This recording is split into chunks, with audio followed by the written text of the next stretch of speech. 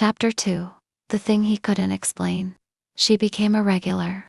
Every Thursday, rain or shine, Ela appeared at the bookshop with new questions and an increasingly unreasonable personal reading list and a habit of sitting cross-legged on the floor in the history section 4 hours at a time.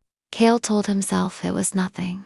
He had seen centuries of humans, beautiful ones, brilliant ones, remarkable ones.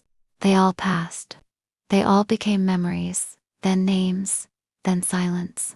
He had learned, painfully and repeatedly, that attachment to mortal things was a particular kind of cruelty he refused to inflict on himself anymore.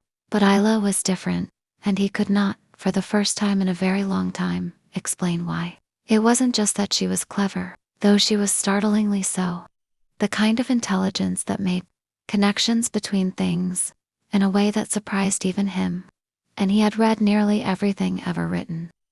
It wasn't just that she was unafraid of him, though she was, in a way that most people weren't. Most people felt something wrong about him without knowing what it was. A primal flicker of wrongness that kept them at arm's length. Ela felt nothing of the sort. She argued with him about history. She recommended books to him. She brought him coffee he would never drink and left it on the counter anyway. One evening, as the shop darkened and she showed no signs of leaving, she looked up from her book and said, "Can I ask you something weird?" "You regularly ask me weird things," he said. "How long have you had this shop?" A pause. "A long time." "How long is a long time?" He looked at her.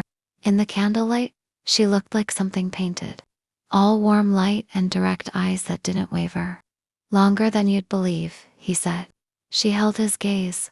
Something moved in her expression, not fear, not suspicion. Something more like recognition. "Try me," she said. He didn't. Not that night. But the fact that she asked, the fact that she looked at him like she was already halfway to knowing and wasn't frightened, stayed with him. Long after she left, burning quietly in a chest that hadn't felt warm in 200 years,